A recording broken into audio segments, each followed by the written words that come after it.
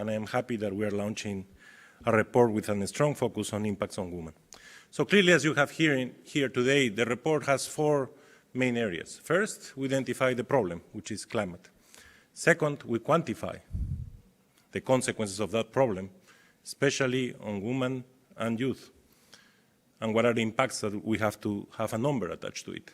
Third, we look at how we are treating that problem and how far we are from really touching the solution to the problem that we are facing. And finally, we make some policy recommendations, which are linked to a previous report on women in the agri-food systems, and relates both reports and the importance that we do a transformation in the way we implement policies so that we can make a difference. On the impacts on climate, which is the problem, we know that there are 5 dimensions in which climate at least will impact us: extreme temperatures, lack of rain or excess of rain. The report measures the first 2, 8% in difference in income and 4% for the case of excess of water. But then we also know that there will be an evolution on variability of the climate variables, which will make decisions for farmers more complex. Fourth, we know it will affect pests and diseases because they will evolve. And fifth, we will also change migration of our species and migration of human beings. So those impacts will be substantial, but especially, as the report shows, it will impact more the most vulnerable today. That is central, and that is something that we need to realize, and we need to find solutions. And if we don't target our policies to women and youth, we won't be able to cope with this. And here is where social protection programs and agri-food system programs that are targeted to these populations will make a big difference, and that's where we need to work carefully together. And understand that we are looking at one stressor to these households, which are human beings that we are looking at. And I think we had a very nice description today of the impacts that are happening. These points, these data points that we are describing, that when we quantify, are central, because it makes us realize what is the real impact on these human beings and how much the initial condition, the inequalities in which they are today, are affecting them.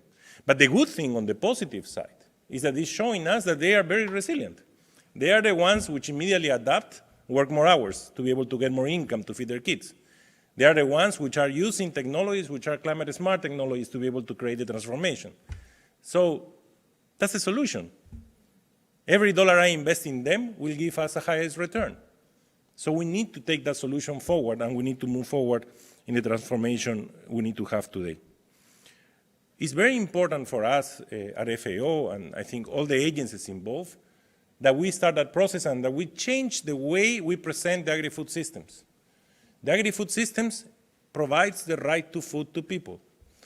These women working in rural areas, in the agricultural sector, and in the whole value chain, because many of them specialize in the transformation, the packaging, the processing, are making a difference.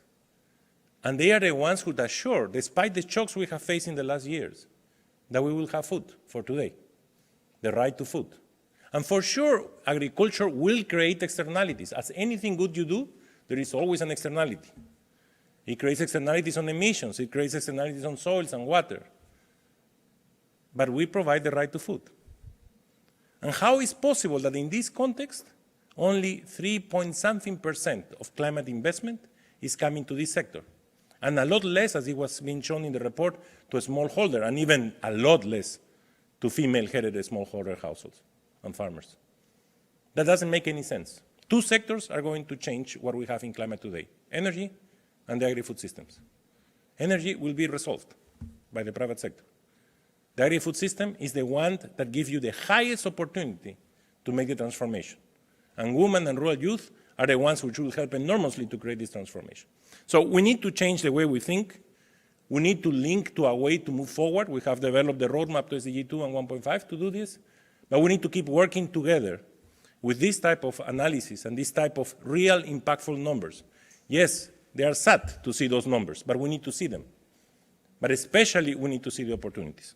So thank you very much. FAO will keep working very hard to create this transformation that is needed, and we will keep bringing these numbers up because it's the only way that we can change policies to achieve what we need. Thank you.